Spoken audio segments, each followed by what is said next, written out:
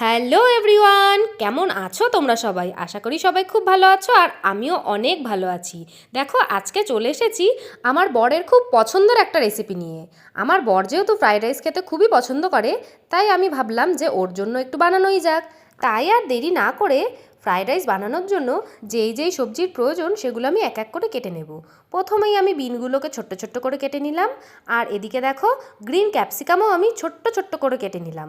জানি না কেন ক্যাপসিকাম খেতে আমার একদম ভালো লাগে না, কিন্তু কিছু করার নেই, ফ্রাইড রাইস যেহেতু ক্যাপসিকাম তো দিতেই হবে। আর দেখো ক্যাপসিকাম তো আমার কাটা হয়ে গেছে, আর এবার গাজরগুলোকেও আমি একদম ছোট্ট ছোট্ট করে কেটে নিচ্ছি। যেহেতু আমি ফ্রাইড রাইস বানাবো, তাই সব সবজিগুলোকে আমি আলাদা আলাদা করে কেটে রাখছি, যাতে আলাদা আলাদা করে ভাজার পরে টেস্ট যাতে খুব ভালোই আসে। আর এদিকে দেখো আমি মটরশুঁটিও ছাড়িয়ে নিলাম, আর এবার কড়াইতে এক এক করে সব সবজিগুলো আমি ভেজে নেব। প্রথমেই গাজর ভাজি করে নিলাম, আর আমার ছোট ছোট করে কুচিয়ে রাখা বিনগুলোকেও আমি অল্প নুন আর হলুদ দিয়ে একদম লো ফ্লেমে ভেজে নিচ্ছি, যাতে ভেতরে কাঁচা না থাকে। দেখো সুন্দর করে আমার ভাজি করা হয়ে গেছে, আর এবার আমি ক্যাপসিকামগুলোকেও ভেজে নিচ্ছি নুন আর অল্প হলুদ দিয়ে। ক্যাপসিকাম ভাজি করতে কিন্তু বেশিক্ষণ সময় লাগেনি, একদম অল্প সময়ে হয়ে গেছে। আর এবার আমি মটরশুঁটিগুলোকেও ভেজে নিচ্ছি।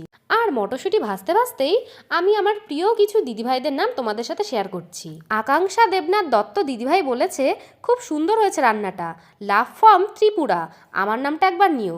থ্যাংক ইউ সো মাচ দিদিভাই, আমাকে এত সুন্দর একটা কমেন্ট করার জন্য, আর এত দূর থেকে আমার ভিডিও দেখে আমাকে সাপোর্ট করার জন্য।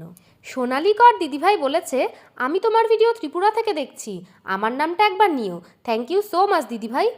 রত্না রায় দিদিভাই বলেছে, দিদি তোমাকে দেখতে খুব সুন্দর লাগছে, আর তোমার রান্নাও আমার খুব ভালো লাগে, প্লিজ দিদি আমার নামটা একবার নিও। থ্যাংক ইউ সো মাচ দিদিভাই, আমাকে এত সুন্দর কমেন্ট করার জন্য। এদিকে দেখো আমার ভিজিয়ে রাখা চালটা রাইস হওয়ার জন্য আমি বসিয়ে দিলাম, আর আমার প্রিয় দিদিভাইদের নাম নিতে নিতেই আমার তো মটরশুঁটি ভাজা হয়ে গিয়েছিল। তারপর সব ভাজা তুলে রেখে পনির, কাজু বাদাম, কিশমিশ ভেজে নিয়েছি। আর এদিকে দেখো আমি অন্য আর একটা কড়াই গরম করে বেশ কিছুটা ঘি দিয়ে তার মধ্যে দারচিনি, এলাচ, লবঙ্গ সব ভেজে নিচ্ছি। আর তারপরেই এবার আমার ফ্রাইড রাইসটা তৈরি করার পালা। দেখতেই পাচ্ছ বড় একটা গামলার মধ্যে রাইসটা নিয়ে নিয়েছি। এবার কিছুটা নুন দিয়ে আর বেশ কিছুটা চিনি দিয়ে ঘিতে ভেজে রাখা আস্ত মশলাগুলো আমি অ্যাড করে দিয়েছি। আর এবার এক এক করে আমার আগেই ভেজে রাখা সব সবজিগুলো আমি এর মধ্যে অ্যাড করে দিচ্ছি। আর আমি অ্যাড করেছিলাম ছোট্ট ছোট্ট করে ভেজে রাখা পনির, কাজু আর কিশমিশ, সব কিছু দিয়ে দিয়ে এবার তো ফ্রাইড রাইসটা মিক্সড করার পালা। আমার তো ভেজ ফ্রাইড রাইস প্রায় রেডি। তোমাদের যদি এই সিম্পল ফ্রাইড রাইসের রেসিপিটা পছন্দ হয়ে থাকে, তাহলে তোমরাও বাড়িতে এটা ট্রাই করতে পারো। আজকে তাহলে এইটুকুই, দেখা হচ্ছে পরের ভিডিওতে। তো চলো, টাটা।